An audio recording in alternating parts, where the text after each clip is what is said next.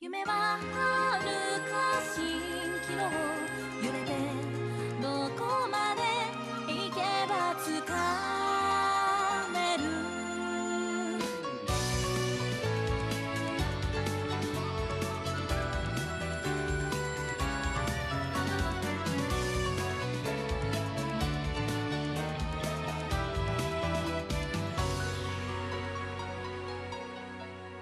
空を焦がし落ちてゆく夕日地平に飲まれてく闇の世界が過ぎる時を待つだけ酒の花さまよう悪夢断ち切って身を焼かれ豪華の灰になるとしても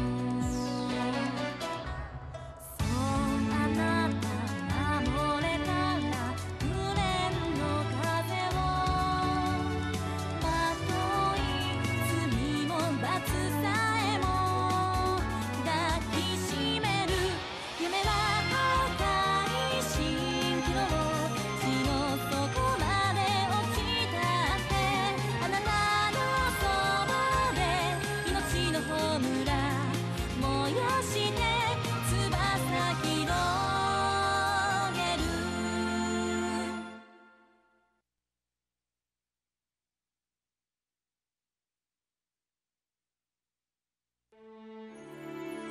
Hello everyone, my name is Cynistic and we are here with Hakuoki, Stories of the Shinsengumi.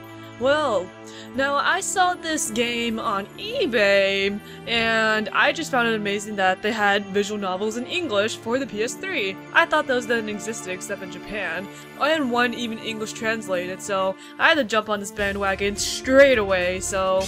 Basically, it's like a visual novel, but it's an otome visual novel, which basically means that, it's a bunch of guys instead of a bunch of girls that we're gonna be hanging out with. So let's start into Hakuoki. Alrighty, I tested this game out before, so I'm gonna keep with the name Cynistic. As much as I'd like to keep up with a random, I don't know, Mary Sue type of name or Japanese name like Sakura or something, I think Cynistic's cooler. And you know, it's easier and it's a lot cooler to refer to myself in the third person. In fact, it's probably be a little bit funnier. Anywhoosies.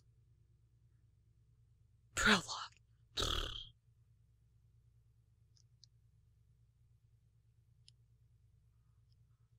January 1864. Oh my god, that's so far away. Woo.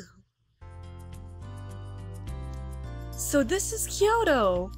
It was awfully impressive. There was no denying it. Even the simple hellos between people passing the street seemed warm and friendly. I mean, it's great that cities give out good vibes. They nodded and smiled to one another, almost as if they were family, not strangers about on errands. What? No, I call your bullshit on that. I do not believe for a second that everyone is just smiling at each other and that they're family. I don't know. Maybe it's because I live in the city, I feel like it's not that friendly. But then again, this is back then, so maybe it was a lot kinder in 1864.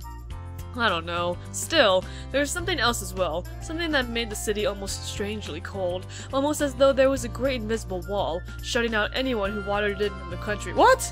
What are you talking about, Cynistic Yukimura? It wasn't particularly comfortable, I had to admit. No. It's all in my head. I had walked quite some distance to reach Kyoto, and it occurred to me that my mind and body were both very tired. What? Tired from walking a huge distance? I've never heard of that. Even so, tiredness was no reason for me to stand about to feel sorry for myself. I couldn't afford to, after all. Excuse me? With new, albeit forced, resolve, I tried to stop a passerby. Okay, what are we trying to ask? I'm sorry, but I seem a bit lost. Could you... What happened? Wait, what happened? What the heck? What am I supposed to do now? Wait, what happened? Like, did you just, like, talk to air or something? Like, did no one respond? Like, what was the solution to that scenario? I was lost again, but in a different sort of way. I sighed and found myself looking up at the darkening sky. The sun was beginning to set. Oh no, we gotta go find a hotel quick. Or motel. Do hotels exist back in 1864? People I'd spoken to hadn't been unkind, and they'd given me directions. Oh, whoa, so we did get directions. Okay, thank you for answering that issue, game.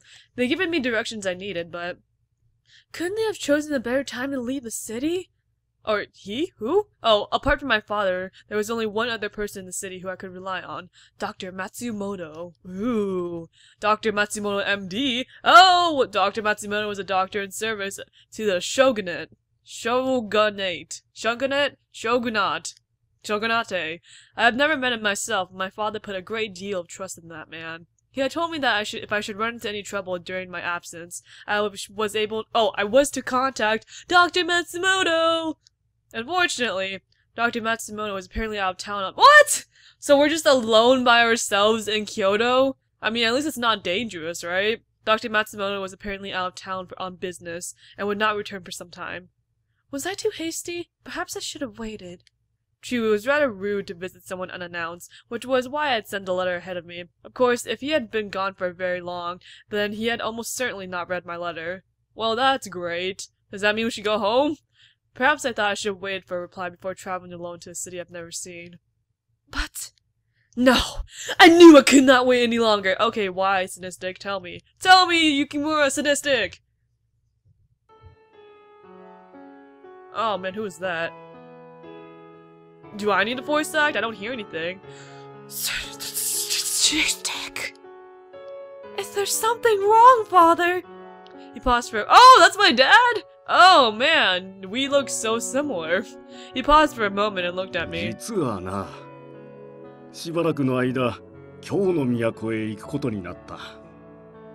Man, the facial expressions get me in the heartstrings. Work again? He had been leaving the house often then, sometimes for days at a time. How long will you be gone?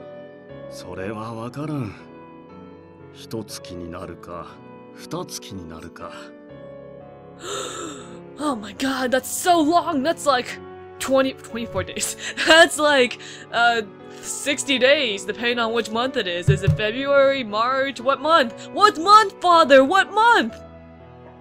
Oh, there was no hiding my disappointment. Nonetheless, I wasn't a child anymore. I couldn't beg him not to go, or some other foolishness. Yes, I'd be lonely, but I was much more worried. For him!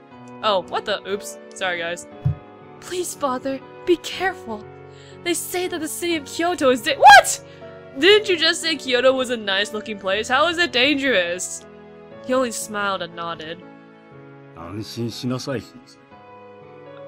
I'm more— Father, you freak me out more than the city does.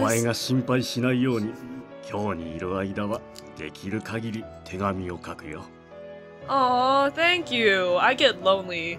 Very lonely sometimes, Father. Okay, you promise?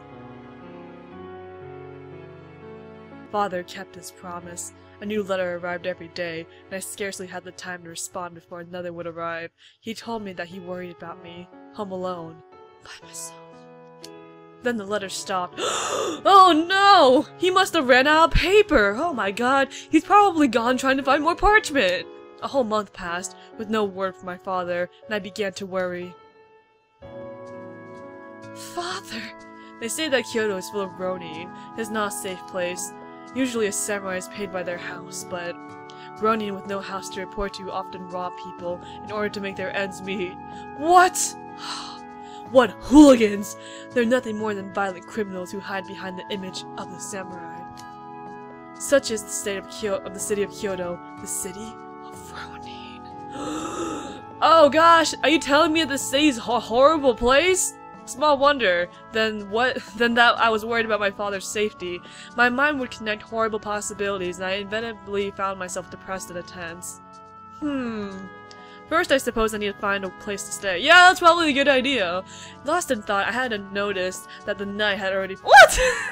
Okay, now I'm just imagining Yukimura Cynistic just like standing in thought, and then just like it's like nighttime in like 3 seconds, and she just hasn't noticed because she's like in daydream land or something.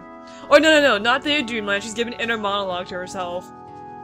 If I was honest with myself, I hadn't had the first idea how long it might take to find my father. I mean, it's good to be honest, Yukimura Cynistic. I had taken some money with me, but it wasn't much. Enough to last me a month, I hope, if I used it wisely. Ooh. If I could find father in that time, so much the better. If not, hopefully Dr. Matsumoto will return before my funds ran out. Should I be unable to find either of them, then it seemed like I would be forced to return home. Well, that's not a bad idea, right? It's not like we're gonna die or anything. Well, at any rate, I should try and be as frugal as possible. And so I lengthened my stride and set off down the street. Fortunately for me, men's clothing was much more conducive to such a pace than my usual dress would have— What? Oh! Are we wearing men's clothes right now? I decided early on that Kyoto was far too dangerous for a girl in the country to explore alone, and that it would be wise to dress like a man, or at least a boy. I guess that makes sense, you know, it could lead to some more hijinks, plus, you know, people won't try to molest you. My disguise, such as it was, had proven successful, and I had made it all the way to Kyoto unmolested! Yay!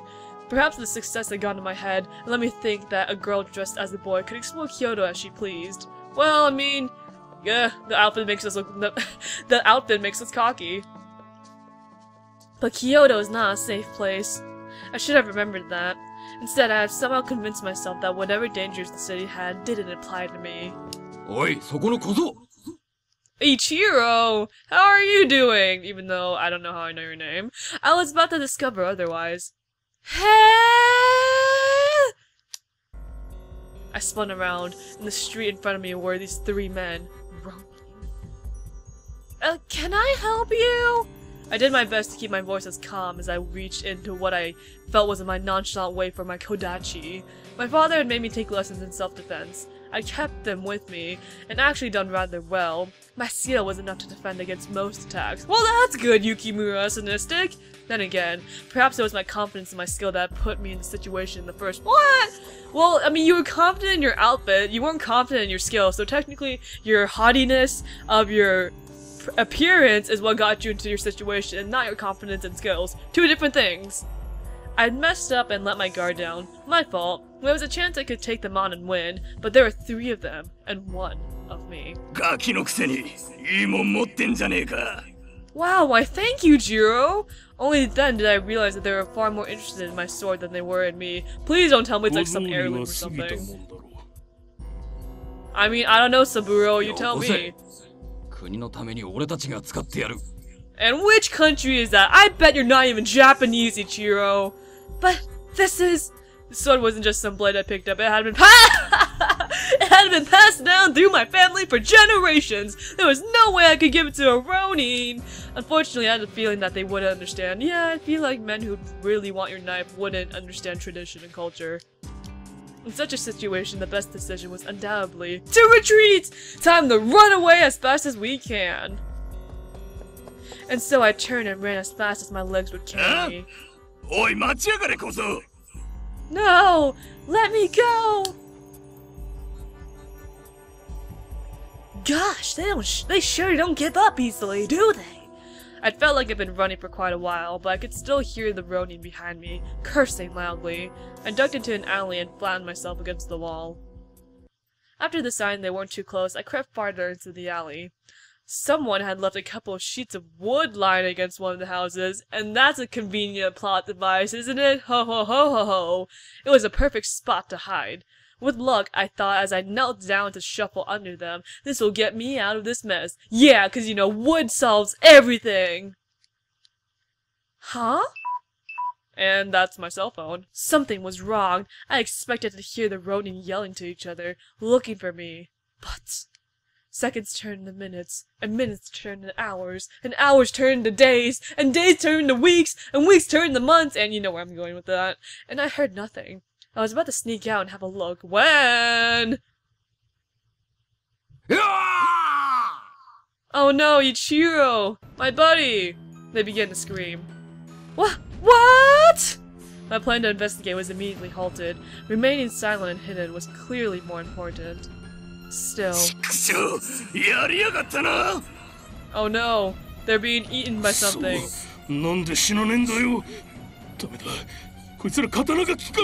Why won't you die? Are the people you're fighting immortal or something? It was then the true fear began to set in. There was something out there, something very, very dangerous. Something quite possibly lethal. What? What? Really? Lethal? I'm guessing someone is gonna be lethal when they when they like intimidate 3 men. Or maybe kill them. I don't know if they're dead yet, but possibilities were, well, my imagination conjured up no shortage of gruesome theories. Even so, I could feel the itch of curiosity. I wanted to know what was out there. Nope! Nope! Come on, Cynistic Yukimura! Slowly, carefully, I edged up to the corner and looked out. Cold moonlights glared at me from the bare blade of a drawn sword. My eyes followed the blade up and down, to the arm that held it, clad in the coat of a light blue. Had this person saved me? Oh my god. But no sooner had it appeared, that hope was dashed.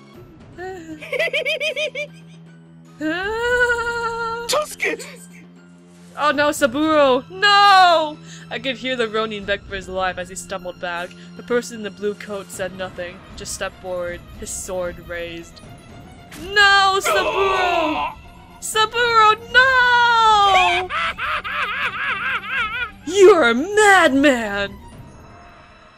A high, screeching laugh cut through the man's scream. The blade fell through the air, more like a butcher's cleaver than a sword. No technique, no skill, just Sorry, that was a silly line. The scream turned suddenly wet. Well, screams can't turn wet, Cynistic Yukimura. I don't know where you got that adjective from, but I feel like that's wrong. Caught and disappeared that like air, leaving a half-empty bellow. My eyes went wide. I had just watched a murder! Whatever strength adrenaline had given me was suddenly gone. My legs gave way, and I crumpled to the ground. My eyes had gone so wide, I thought they might never close. Ooh, gosh, I can understand that feeling. Actually, I lied, I don't. The Ronin had died with the first blow, but as I watched, the blades kept falling. Falling, carving deep lines into the corpse. What? Are you telling me that the person who's attacking those 3 Ronin keeps, like, slashing them until there are more lines in them? That's kinda messed up. The soft slip of a blade through flesh, the crack as it struck bone, the silent creep of blood across the ground. I had felt nothing. Oh, I felt nothing from them, but madness! Their only desire was raw animal violence. Whatever they were, it wasn't human. They were broken. I could feel my throat closing up. I couldn't breathe. A warm, dark smell brushed against my face. It took me a moment to recognize the coppery tang of blood. What? Wait. Oh, a smell. Okay, for a minute there, I was thinking that, like, Cynistic Yukimura just, like, had, like, a huge gulp of, like, the Ronin's blood. That would have been unsanitary. An icy bolt of fear strike down my spine, crawling its way out into my limbs and freezing me in place. Ooh, it's like that feeling where you play eggshell. If you don't know what that is, it's basically when one of your friends like takes a fist and punches you in the back of well, not punches you in the back of the neck. It's like it's hard to explain. It's like you slam them on their back, and then you like pretend that you're an eggshell, and then like you imitate the egg by like rubbing their spinal cord. Okay, guys, I'm gonna just continue. I was terrified. What am I going to do? What could I do? You have to run, am I talking to myself? Like, what? Cynistic Yukimura, you can't commentate over me. I forced my jaw open and drew a ragged breath. This was the only chance I'd get. I had to. Ah! But my body, still numb with fear, was less than responsive. I lurched sideways into the wood stacked against the wood stacked against the building. With a rough clatter, it collapsed. Oh man, great. The wood's gone.